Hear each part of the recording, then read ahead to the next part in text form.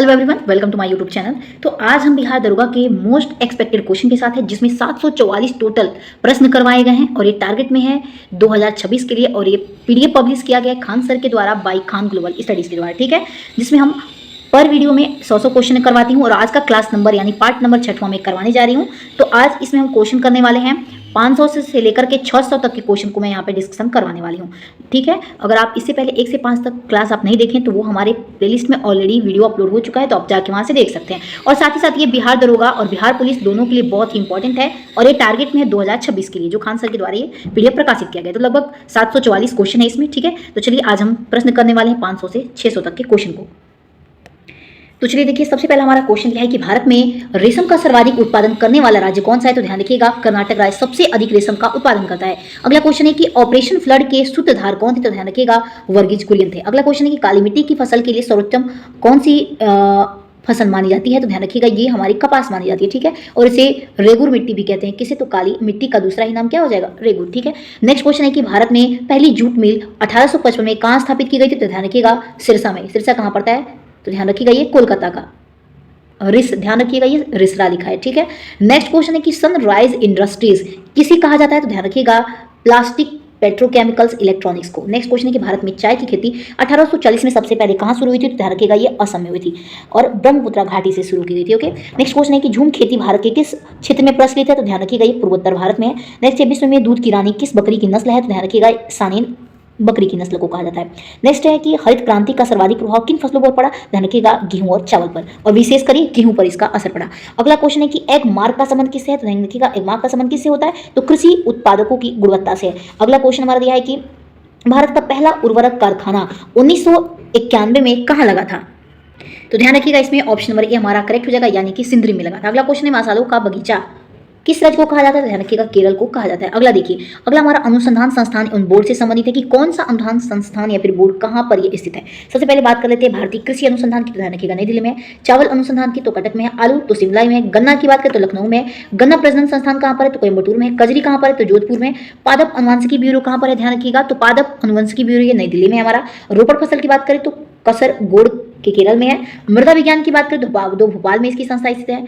कृषि वानिकी की बात करें तो झांसी में स्थित है।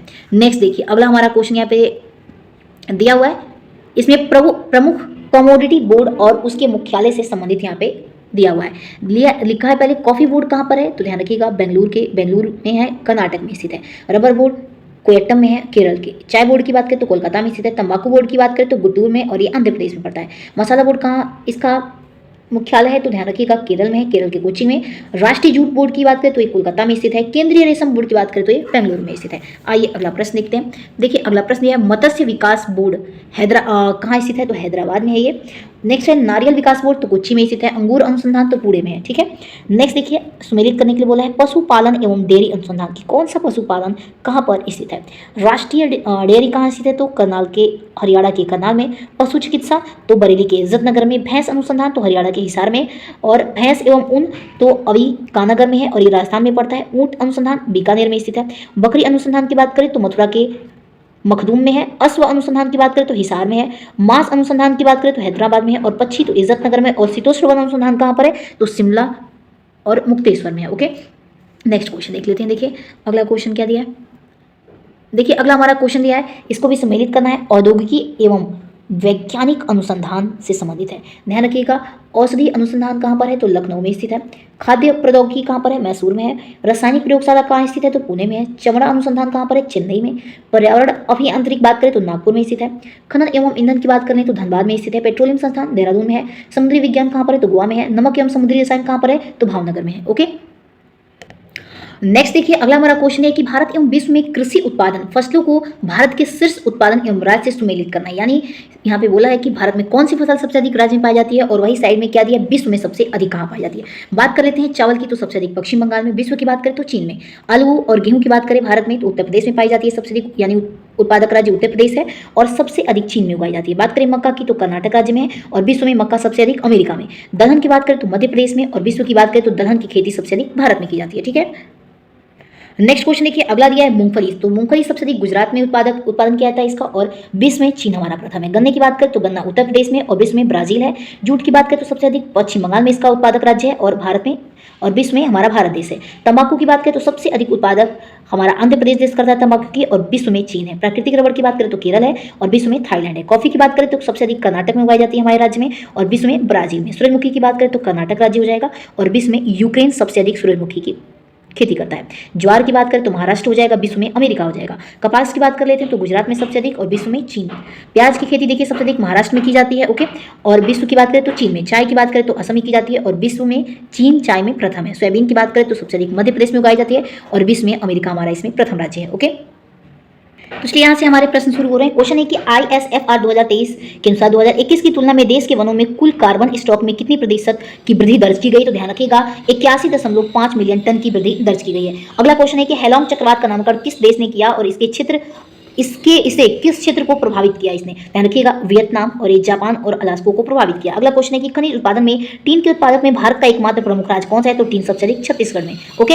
अगला क्वेश्चन है कि निम्नलिखित में से किस फसल के उत्पादक में चीन विश्व में प्रथम स्थान पर है? तो ध्यान रखिएगा, सोयाबीन में। अगला क्वेश्चन है कि ISFR 2023 के अनुसार क्षेत्रफल की दृष्टि से सर्वाधिक वन आवरण वाले 3 राज्य का अवरोही क्रम पूछा है, तो देखिए एक करेक्ट हो जाएगा, यानी सबसे पहले मध्य प्रदेश, फिर अरुणाचल प्रदेश, उसके बाद छत्तीसगढ़। ध्यान रखिएगा ये हमारे अवरोही क्रम में दिया, यानी डिसेंडिंग ऑर्डर, ठीक है। नेक्स्ट क्वेश्चन है कि वर्ष 2024-25 में आए तूफान दाना ने भारत के किन राज्यों को मुख्य रूप से प्रभावित किया? तो देखिए दाना तूफान की वजह से ओडिशा और पश्चिम बंगाल राज्य हमारे दोनों प्रभावित हुए, तो ऑप्शन नंबर सी को हम करेक्ट कर देंगे, ओके। अगला क्वेश्चन है कि भारत किस कृषि उत्पादक के उत्पादन में विश्व में प्रथम स्थान पर है? तो ध्यान रखिएगा ऑप्शन नंबर इसमें हमारा बी करेक्ट हो जाएगा, यानी कि दलहन और जूट में भारत हमारा प्रथम स्थान पर है विश्व में, ठीक है।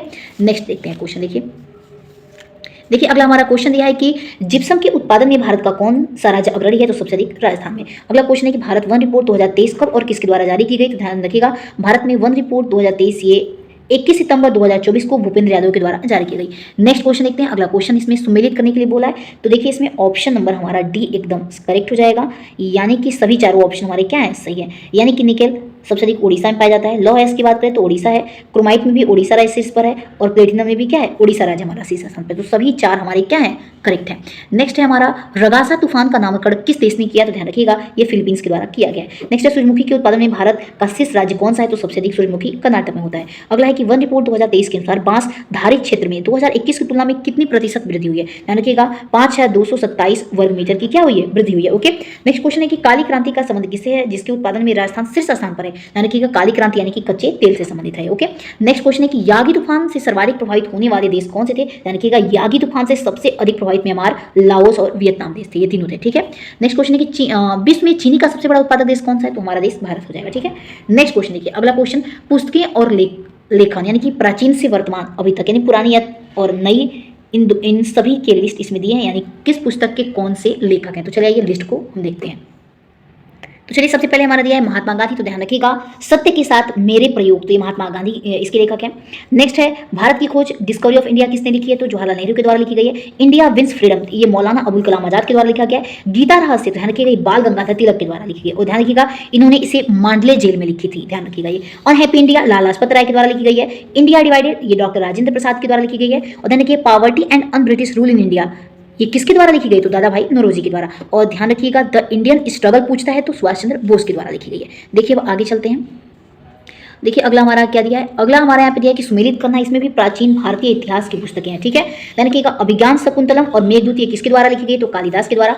हर्षचरित और कादम्बरी तो बाणभट्ट के द्वारा लिखी गई है। और राजतरंगिणी तो कल्हड़ के द्वारा लिखी गई है। और ध्यान रखिएगा कल्हड़ में राजतरंगिणी में कल्हड़ ने कश्मीर के इतिहास के बारे में इस बुक में बताए हैं, ठीक है। नेक्स्ट है अष्टध्यायी तो पाणिनि के द्वारा लिखी गई है। अर्थशास्त्र कौटिल्य के द्वारा। इंडिका ध्यान रखिएगा मेगास्थनीज के द्वारा लिखी गई है। मुद्रा राक्षस विशाख दत्त के द्वारा लिखी गई है। और बात कर लेते हैं पंचतंत्र, तो ध्यान रखिएगा विष्णु शर्मा के द्वारा। और ध्यान रखिएगा सर्वाधिक अनुवादित पुस्तक यानी सबसे अधिक बिकने वाली पुस्तक हमारी ये विष्णु शर्मा की है, पंचतंत्र, ठीक है।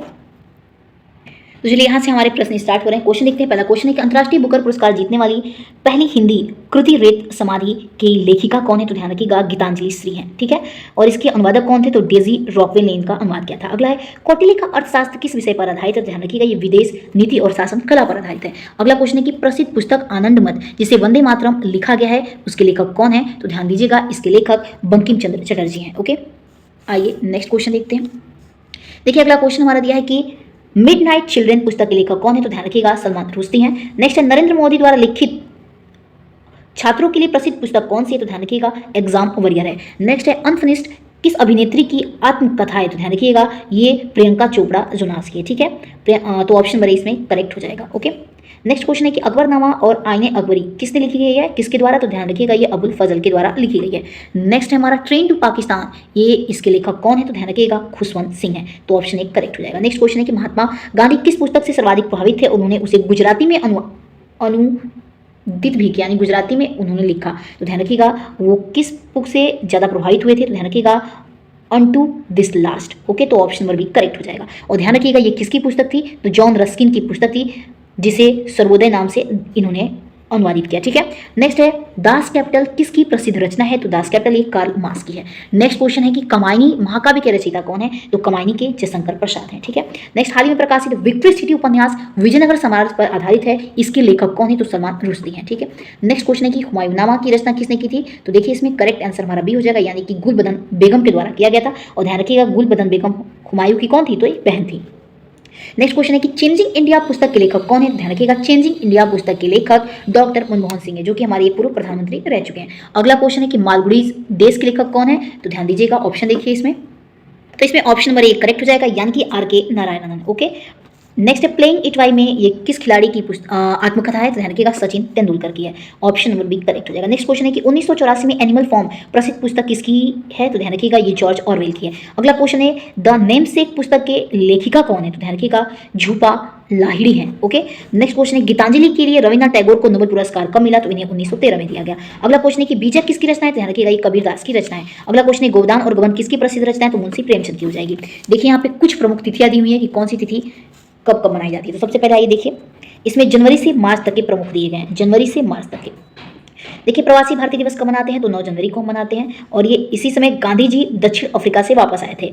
नेक्स्ट है विश्व हिंदी दिवस कब मनाते हैं? तो 10 जनवरी को मनाते हैं। राष्ट्रीय युवा दिवस कब मनाते हैं? तो 12 जनवरी को मनाते हैं। थल सेना दिवस कब मनाते हैं? 15 जनवरी को मनाते हैं। राष्ट्रीय मतदान दिवस की बात करें तो 25 जनवरी को मनाते हैं। गणतंत्र दिवस की बात करें तो 26 जनवरी को। शहीद दिवस 30 जनवरी को मनाते हैं, और इसी दिन कुष्ठ निवारण दिवस भी मनाते हैं, शहीद दिवस के लिए नहीं। अगला है राष्ट्रीय विज्ञान दिवस तो 28 फरवरी को और रमन प्रभाव के लिए। अगला है अंतर्राष्ट्रीय महिला दिवस तो 8 मार्च को, और विश्व जल दिवस तो 22 मार्च को मनाते हैं। अब देखिए अगला इसमें अप्रैल से जून तक के सभी प्रमुख दिवस के बारे में आपको लिस्ट दिया हुआ है। देखिए विश्व स्वास्थ्य दिवस 7 अप्रैल को मनाते हैं। विश्व पृथ्वी दिवस 22 अप्रैल को मनाते हैं। राष्ट्रीय पंचायती राज दिवस 24 अप्रैल को। विश्व श्रमिक दिवस मई को मनाते हैं। विश्व रेड क्रॉस दिवस ध्यान रखिएगा 8 मई को मनाते हैं, और आतंकवाद विरोधी दिवस 21 मई को मनाते हैं। ध्यान रखिएगा इसी दिन राजीव गांधी की पुण्यतिथि भी है, ठीक है। तंबाकू निषेध दिवस हम 31 मई को मनाते हैं। तो देखिए जितने भी हमारे यहाँ पे इंपॉर्टेंट दिवस के लिस्ट दिए गए हैं, आप एक बार स्क्रीनशॉट लेकर के पढ़ लीजिएगा, क्योंकि इसमें सभी चुन चुन के दिए गए हैं खान सर के द्वारा। तो आप एक बार इस लिस्ट को देख लीजिएगा, क्योंकि पूरा अगर हम वीडियो बनाएंगे तो 1.5-2 घंटे का बन जाएगा, और मेरे फ़ोन में इतना स्टोरेज नहीं हो पाता है, ठीक है। तो एक बार आप स्क्रीनशॉट लेके आप रिविजन कर लीजिएगा। ओके, अब हम डायरेक्ट क्वेश्चन की तरफ चलेंगे। चलिए नेक्स्ट क्वेश्चन हमारा दिया है कि विश्व जल दिवस कब मनाया जाता है? तो ध्यान रखिएगा ये 22 मार्च को मनाया जाता है। अगला क्वेश्चन है कि भारत में शिक्षक दिवस 5 सितंबर को किसकी जयंती पर मनाई जाती है? तो देखिए ऑप्शन यहाँ पे दिया है, तो ऑप्शन नंबर बी करेक्ट हो जाएगा। डॉक्टर सर्वपल्ली राधाकृष्णन के जन्म दिवस पर हम शिक्षक दिवस 5 सितंबर को मनाते हैं। अगला क्वेश्चन देखिए दिया है कि अंतर्राष्ट्रीय योग दिवस 21 जून को किस वर्ष शुरू की गई थी? तो ये 2015 में शुरू की गई थी। ओके, तो चलिए आइए हम यहाँ पे नेक्स्ट क्वेश्चन देखते हैं। अगला देखिए इसमें क्वेश्चन हमारा क्या दिया है। तो देखिए यहाँ पे हमारा क्वेश्चन दिया हुआ है कि पुरस्कार और सम्मान से संबंधित यहाँ पे प्रश्न हमारे दे रखे हैं, ठीक है। तो देखिए सबसे पहले बात कर लेते हैं हम यहाँ पे भारत रत्न की। तो देखिए भारत का सर्वोच्च नागरिक सम्मान क्या है? तो भारत रत्न है, और इसकी शुरुआत 1954 में हुई थी। पद्म विभूषण की बात करें तो दूसरा सर्वोच्च नागरिक सम्मान हमारा पद्म विभूषण है, और पद्म भूषण कौन सा सर्वोच्च सम्मान है? तो तीसरा हो जाएगा। और पद्मश्री की बात करें तो चौथा हमारा सर्वोच्च नागरिक सम्मान है। परमवीर चक्र की बात करें तो युद्ध काल में सर्वोच्च वीरता के लिए यह पुरस्कार दिया जाता है। अशोक चक्र की बात करें तो शांति काल का सर्वोच्च वीरता का पुरस्कार है। महावीर चक्र की बात कर लें तो युद्ध काल का ये दूसरा सर्वोच्च वीरता का सम्मान है। मेजर ध्यानचंद खेल रत्न पुरस्कार की बात करें तो ये भारत का सर्वोच्च खेल रत्न क्या है? पुरस्कार है। और ध्यान रखिएगा पहले इसका नाम क्या था? तो राजीव गांधी खेल रत्न पुरस्कार था। नेक्स्ट देखिए इसमें सुमेलित करने के लिए बोला है अंतर्राष्ट्रीय पुरस्कार एवं उसके क्षेत्र से संबंधित है। ध्यान रखिएगा नोबेल पुरस्कार 6 क्षेत्रों में दिया जाता है, शांति में, साहित्य में, भौतिकी, रसायन और चिकित्सा और अर्थशास्त्र में, ठीक है। ऑस्कर की बात करें तो ऑस्कर फिल्म और सिनेमा में दिया जाता है, और ये यूएसए देश के द्वारा दिया जाता है। ग्रैमी पुरस्कार की बात करें तो संगीत के क्षेत्र में। पुलित्जर पुरस्कार की बात करें तो ये पत्रकारिता में दिया जाता है। और रेमन मैग्सेस की बात करें तो ये एशिया का नोबेल पुरस्कार है, और ये फिलीपींस सरकार के द्वारा दिया जाता है। नेक्स्ट आइए आगे बात कर लेते हैं बुकर पुरस्कार की। तो ध्यान रखिएगा अंग्रेजी उपन्यास के लिए आता है। एबल पुरस्कार तो गणित के लिए, इसे गणित का नोबेल पुरस्कार भी कहते हैं। अगला है प्रित्जकर, तो ध्यान रखिएगा वास्तुकला के लिए, आर्किटेक्ट के लिए। और कलिंग पुरस्कार तो विज्ञान संचार के लिए, और बोरला पुरस्कार तो कृषि और पर्यावरण के लिए दिया जाता है। ठीक है, नेक्स्ट देखिए अगला हमारा भारतीय साहित्य और कला से संबंधित पुरस्कार यहाँ पे दिया है। ध्यान रखिएगा ज्ञानपीठ पुरस्कार तो भारत का सर्वोच्च साहित्य सम्मान है और ये 22 भाषाओं में प्लस अंग्रेजी भाषा में दिया जाता है। सरस्वती सम्मान तो देखिए संविधान की 22 भाषाओं में के बिरला फाउंडेशन के थ्रू दिया जाता है। अगला हमारा है व्यास सम्मान, तो देखिए व्यास सम्मान में हिंदी साहित्य के योगदान के लिए दिया जाता है और साहित्य अकादमी तो 22 भाषाओं में इसको भी दिया जाता है प्लस अंग्रेजी और राजस्थानी में भी। दादा साहब फाल्के पुरस्कार तो भारतीय सिनेमा का सर्वोच्च सम्मान होता है। और आगे देखिए मूर्ति देवी पुरस्कार तो साहित्य और संस्कृत के क्षेत्र में दिया जाता है। तानसेन सम्मान तो देखिए शास्त्रीय संगीत के क्षेत्र में ये मध्य प्रदेश सरकार के द्वारा दिया जाता है। अगला है इसमें कालिदास सम्मान, तो देखिए कालिदास सम्मान ये कला और संस्कृत के क्षेत्र में दिया जाता है जिसमें शास्त्रीय नृत्य और रंगमंच भी क्या होते हैं, शामिल होते हैं। तो चलिए नेक्स्ट क्वेश्चन देखते हैं। अगला क्वेश्चन इसमें सुमेलित करने के लिए बोला है हालिया चर्चित विजेता, यानी कि हाल ही में कौन से रत्न किसे दिया गया है उसे इंपॉर्टेंट है, प्रश्न यहाँ पे दिए हुए हैं। तो देखिए सबसे पहले कर्पूरी ठाकुर की बात करें तो इन्हें भारत रत्न 2024 में दिया गया और ये बिहार के पूर्व सीएम रह चुके हैं।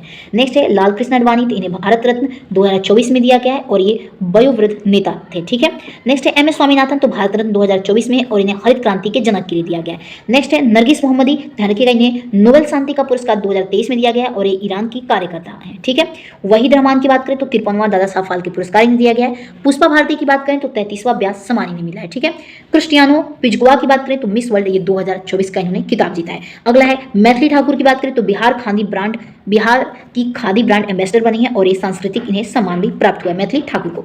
आइए यहाँ से हमारे प्रश्न शुरू हो रहे हैं। क्वेश्चन है कि नोबेल पुरस्कार किसकी याद में दिया जाता है, ध्यान रखिएगा अल्फ्रेड नोबेल के, और ये डायनामाइट के क्या थे, 2 आविष्कारक थे। अगला है नोबेल पुरस्कार वितरण समारोह हर साल 10 दिसंबर को कहाँ आयोजित किया जाता है, ध्यान रखिएगा ये स्टॉकहोम में जो कि स्वीडन में पड़ता है और नॉर्वे के ओस्लो में भी। ठीक है, नेक्स्ट है कि अर्थशास्त्र के क्षेत्र में नोबेल पुरस्कार की शुरुआत किस वर्ष हुई थी, तो ध्यान रखिएगा 1969 में। ओके, अगला क्वेश्चन है कि भारत का सर्वोच्च नागरिक सम्मान भारत रत्न एक वर्ष में अधिकतम कितने लोगों को दिया जा सकता है, ध्यान रखिएगा ये सिर्फ और सिर्फ 3 लोगों को ही दिया जा सकता है। लेकिन ध्यान रखिएगा 2024 में ये कुल 5 लोगों को दिया गया था, जैसे उसमें कर्पूरी ठाकुर थे, आडवाणी थे, PC नरसिम्हा राव थे और चरण सिंह थे और स्वामीनाथन को मिला था। ठीक है, तो ये आप ध्यान रखिएगा 2024 में 5 लोगों को दे दिया गया है।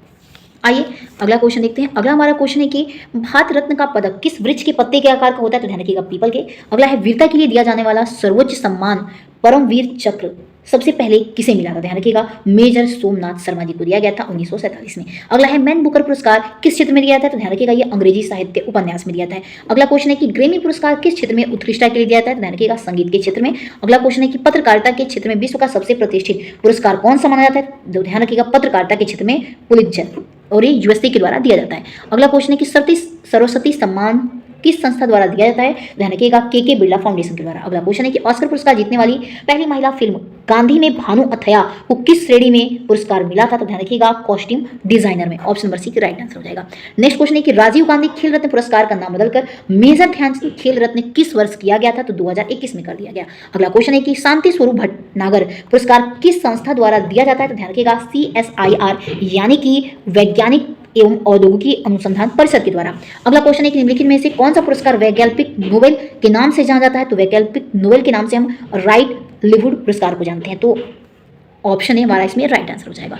नेक्स्ट क्वेश्चन है कि मिस यूनिवर्स का खिताब जीतने वाली पहली भारतीय महिला कौन थी, तो सुष्मिता सेन थी। ऑप्शन नंबर भी हमारा इसमें राइट आंसर हो जाएगा। नेक्स्ट क्वेश्चन देखते हैं। अगला क्वेश्चन है कि दादा साहब फाल्के पुरस्कार पाने वाली प्रथम महिला कौन थी, तो ध्यान दीजिएगा ऑप्शन नंबर इसमें हमारा बी एकदम राइट आंसर हो जाएगा, यानी कि देविका रानी थी। अगला क्वेश्चन है कि गणित के क्षेत्र में सर्वोच्च सम्मान एबेल पुरस्कार किस देश द्वारा दिया जाता है, तो ध्यान रखिएगा नॉर्वे देश के द्वारा दिया जाता है। अगला हमारा इसमें क्वेश्चन दिया है कि किस भारतीय को नोबेल पुरस्कार और भारत रत्न दोनों मिले हैं, तो ध्यान रखिएगा ये हमारे CV रमन को मिला है। अगला क्वेश्चन हमारा दिया गया है आगे कि व्यास सम्मान केवल किस भाषा में साहित्यिक कृतियों के लिए दिया जाता है, तो ध्यान रखिएगा हिंदी में। तो चलिए दोस्तों मिलते हैं अपने ऐसे ही नेक्स्ट वीडियो के साथ। तब तक के लिए आप अपना ध्यान रखिएगा। वीडियो पसंद है तो प्लीज़ इसे अधिक से अधिक लाइक एंड सब्सक्राइब जरूर करिएगा। तब तक के लिए जय हिंद जय भारत।